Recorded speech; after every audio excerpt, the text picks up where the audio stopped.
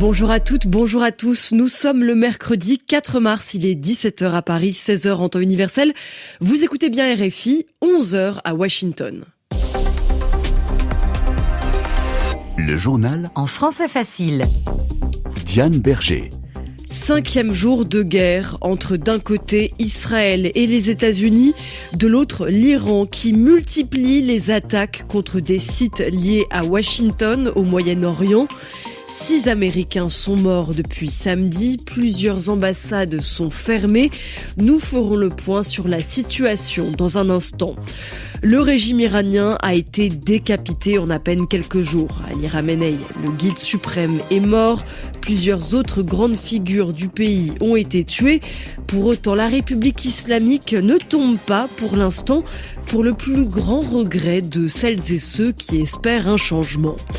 Et les habitants de 4 pays interdits de visa étudiant pour le Royaume-Uni. La mesure concerne l'Afghanistan, le Cameroun, le Soudan et la Birmanie, victimes du nouveau durcissement des règles migratoires britanniques. Notre correspondante à Londres vous en parle à la fin de ce journal.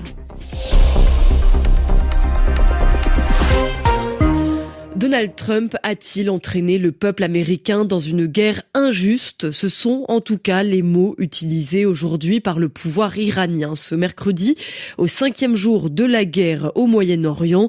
Elle a été déclenchée, on le rappelle, samedi par Israël et les États-Unis qui dénoncent le programme nucléaire iranien. Et en réaction, Téhéran multiplie les frappes contre les positions américaines dans la région.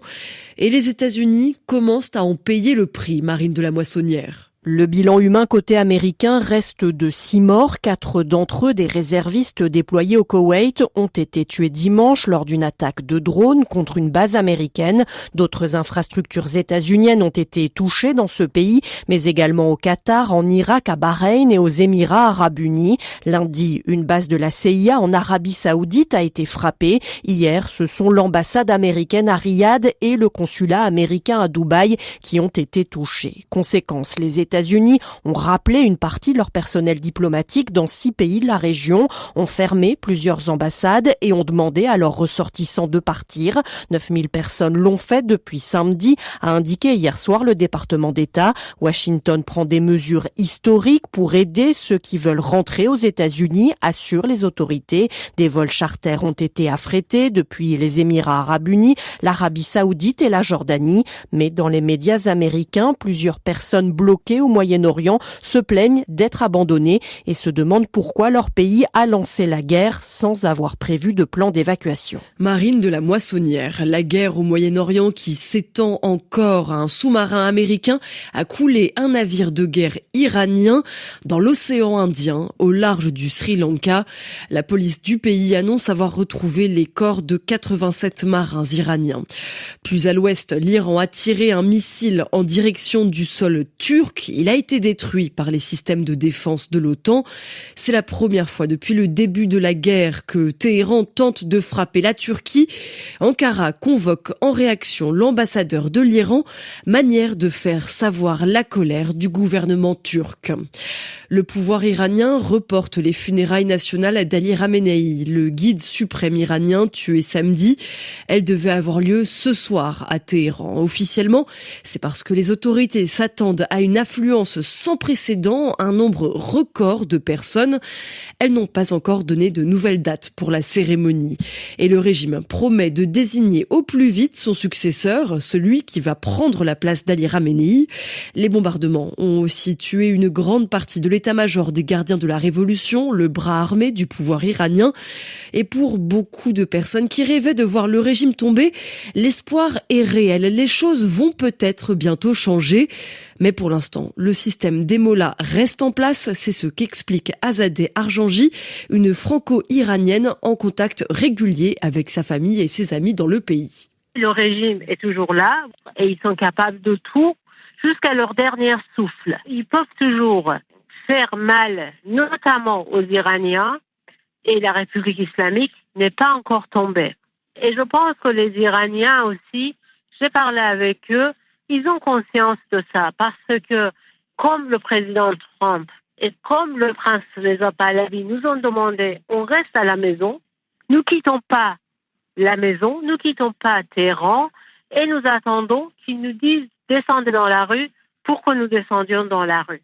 Donc il y a quand même cette forme de réalisme qui existe chez les Iraniens. On l'a vu plein de fois, nous avons imaginé que c'est terminé, mais en fait, ce régime a été capable, avec la ruse, avec le mensonge, de se relever et de continuer sa vie, continuer son œuvre destructrice.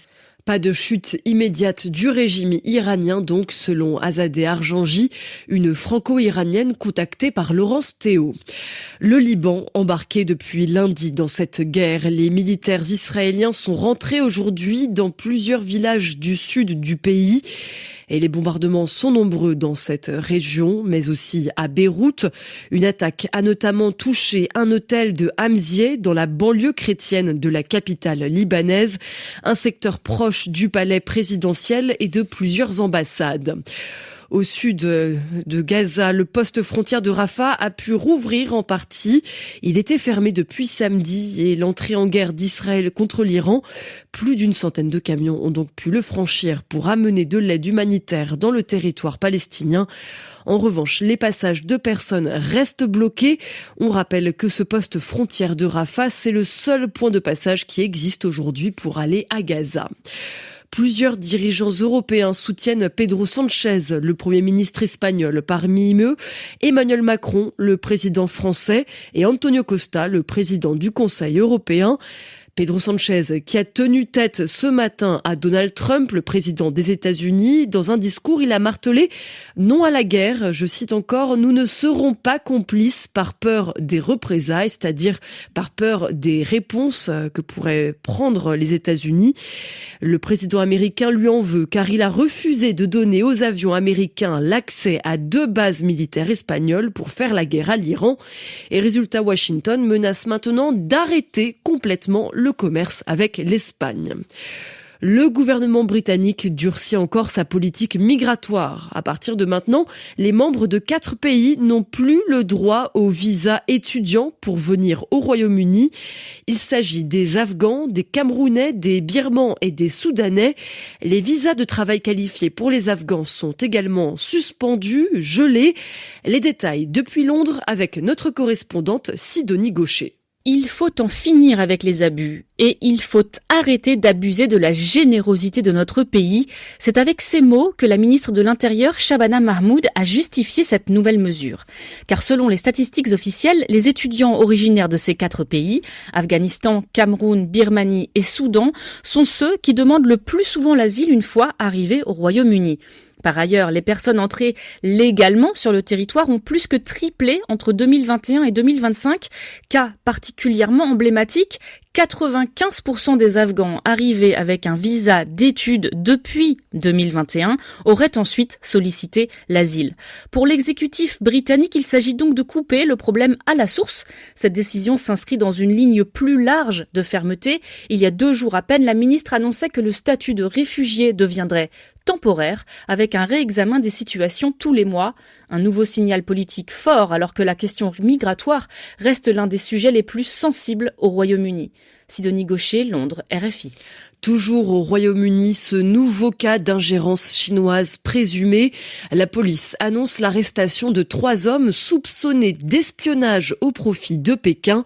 2 autres hommes jugés depuis aujourd'hui pour avoir aidé les renseignements chinois à surveiller des Hongkongais installés au Royaume-Uni sont donc jugés aujourd'hui.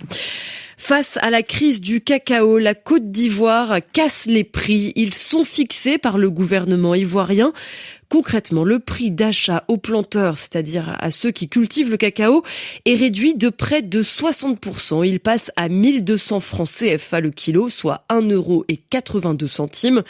Avec cette mesure, le ministre ivoirien de l'Agriculture, Bruno Koné, espère répondre aux difficultés de la filière qui n'arrive plus à vendre son cacao. Elle fait vivre en temps normal cette filière 5 millions de personnes en Côte d'Ivoire. C'est la fin de ce journal en français facile. Comme chaque jour, vous pourrez le retrouver sur le site dédié françaisfacile.rfi.fr avec sa retranscription, sa version écrite et aussi des exercices.